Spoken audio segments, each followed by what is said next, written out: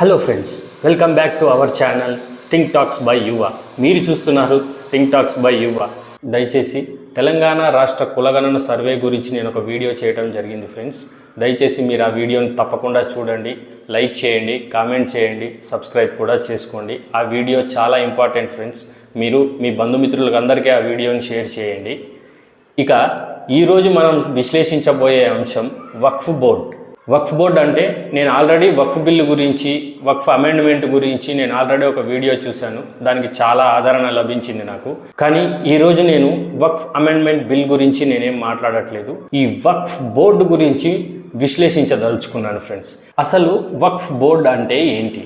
ఈ ప్రశ్నను మనం ఏ ముస్లిం సోదరుని అడిగినా, ఏ సామాన్య ముస్లిం సోదరుని అడిగినా, లేకపోతే ఏ రాజకీయ పార్టీని అడిగినా, లేకపోతే ఏ ముస్లిం రాజకీయ పార్టీ ముస్లిం నాయకులను అడిగినా వీళ్ళు చెప్పేది ఏంటంటే, మా ముస్లిం సమాజ అభివృద్ధికి, మా ముస్లిం మతంలో ఉన్నటువంటి బడుగు బలహీన వర్గాలు, పేదలు, వారి అభివృద్ధి కోసము 1947లో మా ముస్లిం సోదరులు పాకిస్తాన్ వెళ్ళిపోతూ వారు మాకు రాసిచ్చిన ఆస్తులు, ఈ ఆస్తులను కమ్యూనిటీ కోసం, అంటే మా ముస్లిం మతంలో ఉన్నటువంటి పేదలకు వారి అభివృద్ధి కోసం తోడ్పడటానికి, ఉపయోగించడానికి రాజ్యాంగం, ప్రభుత్వం ఇచ్చిన ఒక హక్కు అనేసి చెప్తారు. కానీ రియాలిటీ ఏంటో తెలుసా ఫ్రెండ్స్? ఈ వక్ఫ్ బోర్డులో ఉండేది 200 మంది సభ్యులు ఉంటారు దీనికి. అంటే ఇప్పుడు ఎక్కడన్నా వక్ఫ్ బోర్డుకు సంబంధించినటువంటి భూమి అక్కడ ఉన్నప్పుడు ఒక ముస్లిం వ్యక్తి వెళ్ళి, అయ్యా నేను ఇక్కడ షాప్ పెట్టుకుంటాను, ఇది ఒకవేళ పంట భూమి అయితే నేను ఇక్కడ పండించుకుంటాను అంటే అతనికి అది పర్మనెంట్ రైట్స్ ఇవ్వకుండా,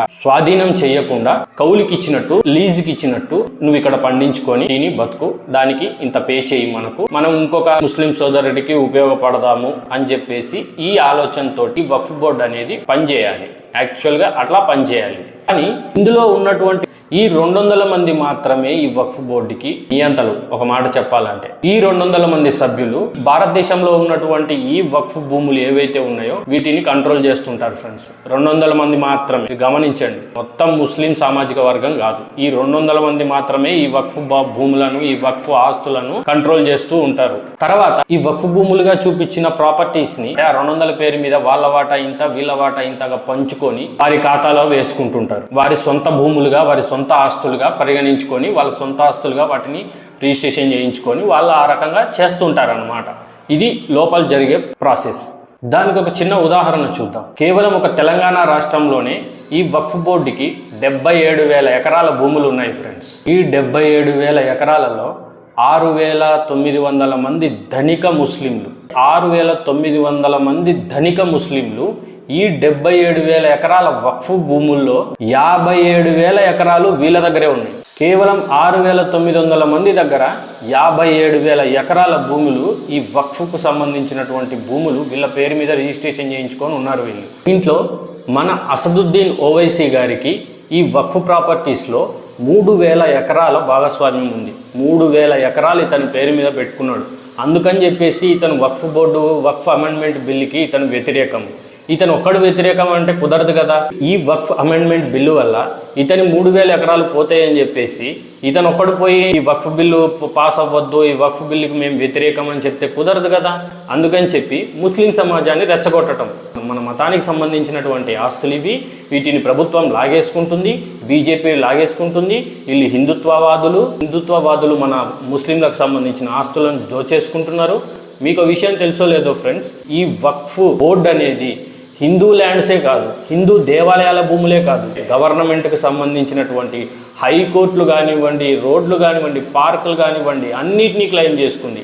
ఆఖరికి ఈ ముస్లిం సామాజిక వర్గంలో ఉన్నటువంటి పేద మధ్యతరగతి ముస్లింల ఇల్లులు, వాళ్ళ ఆస్తులు కూడా ఈ వక్ఫ్ బోర్డు వదలలేదు. ఈ వక్ఫ్ ఆస్తులుగా చూపించబడుతున్నాయి. అవి కేవలం హిందువుల దగ్గర నుంచి, హిందూ దేవాలయాల దగ్గర నుంచి, లేకపోతే ప్రభుత్వ ఆస్తుల దగ్గర నుంచి ఆక్రమించుకున్న భూములే కాదు అవి. ఆ వక్ఫ్ బోర్డు ఆక్రమించుకున్నటువంటి భూముల్లో దాంట్లో పేద ముస్లింలకు సంబంధించినటువంటి వారి భూములు కూడా అందులో ఉన్నాయి, వారి సొంత ఆస్తులు కూడా అందులో ఉన్నాయి. ఈ వక్ఫ్ బోర్డు అనేది ఎవరిని వదలలేదు. అందుకని చెప్పేసి ఈ మన అసదుద్దీన్ ఓవైసీ, వారి రాజకీయ పార్టీలు, ముస్లిం రాజకీయ నాయకులు, వాళ్ళ పార్టీలు, వీళ్ళంతా కలిసి ముస్లిం సమాజాన్ని రెచ్చగొట్టడం. ఈ హిందూ గవర్నమెంటు, ఈ హిందూ సెంట్రల్ గవర్నమెంట్, ఈ హిందూ బీజేపీ, హిందూ మోదీ, హిందుత్వ వీరు మన ముస్లిం మతానికి సంబంధించినటువంటి ఈ భూములను వీళ్ళు లాగేసుకుంటున్నారు. దీనికి మనం అందరం వ్యతిరేకం అని చెప్పేసి అప్పట్లో QR కోడ్ స్కానర్ అనేది ఒకటి పెట్టుకొని ప్రతి మదర్సాలలో, ప్రతి మసీదులో, ప్రతి పబ్లిక్ ప్లేస్లో, ప్రతి మీటింగ్లో వారు మతపరమైన మీటింగ్లు ఏం పెట్టుకున్నా కానీ దాంట్లో ప్రతి మీటింగ్లో, ఆఖరికి పెళ్ళిళ్ళలో, ఆఖరికి పబ్లిక్ రోడ్ల మీద కూడా మైక్ తీసుకొని మరి QR కోడ్ స్కాన్ చేయించి ఈ అమెండ్మెంట్ బిల్ అనేది జరగకూడదు, ఇది వాపస్ వెళ్ళిపోవాలి, మేము దీనికి వ్యతిరేకము అని చాలా చేశారు ఫ్రెండ్స్. ఇప్పుడు మీకు అర్థమయ్యే ఉంటుంది మన ఓవైసీ గారికి ఈ వక్ఫ్ అమెండ్మెంట్ బిల్లు మీద అంత వ్యతిరేకం ఎందుకు. ఎందుకంటే ఇతనికి సంబంధించినటువంటి అసదుద్దీన్ ఓవైసీ, అతని కుటుంబం అక్బరుద్దీన్ ఓవైసీ, వీళ్ళకి సంబంధించినటువంటి ఎన్ని ప్రాపర్టీస్, సొంత ఆస్తులు అని వీళ్ళు చూపించుకుంటున్న ఆస్తులలో ఎన్ని వక్ఫ్ భూములు ఉన్నాయో అన్నీ దాదాపు 90% వాళ్ళ అన్ని వక్ఫ్ బోర్డు నుంచి తీసుకొని ఇది సొంత ఆస్తులుగా చూపించుకొని వాళ్ళ కాలేజీలు వాళ్ళ ఇవన్నీ కట్టుకునేవే ఫ్రెండ్స్. ఇప్పుడు ఈ అమెండ్మెంట్ బిల్ అనేది పాస్ అవ్వటం వల్ల వీటన్నిటి మీద ఎవరైతే అలిగేషన్స్ వేస్తారో కోర్టులలో, ఆ కోర్టు సంబంధించి దాంట్లో విచారణలు జరిగి మొత్తం తీసేసుకోవడం జరుగుతుంది. అందుకని చెప్పేసి మన ఓవైసీ గారు ఈ వక్ఫ్ అమెండ్మెంట్ బిల్లుకి వ్యతిరేకం, ఇది ముస్లింల మీద దాడి అని చెప్పేసి దీన్ని ఒక మత ఘర్షణ లాగా చేయాలని చూస్తున్నాడు. ఇది ప్రతి ముస్లిం సోదరుడు, ముస్లిం కూడా గమనించాలి ఫ్రెండ్స్. నేను ఈ వీడియో అనేది వక్ఫ్ బోర్డు గురించి వీడియో చేస్తున్నానంటే ఇది నేను హిందువుల కోసమో లేకపోతే క్రైస్తవుల కోసమో లేకపోతే ఇతరుల కోసం చేయట్లేదు. నేను ఈ వీడియో చేస్తుంది ముస్లింల కోసం మాత్రమే. రాజకీయ నాయకులు హిందూ అయినా, ముస్లిం అయినా, క్రైస్తవుడైనా ఎవరైనా వారి మైండ్లో ఒకేలాగా ఉంటాయి. మీరు లిటరల్గా వాళ్ళ సొంత ఆస్తుల కోసం మీరు మతాన్ని తీసుకొచ్చి మీరు పోరాడుతున్నారు.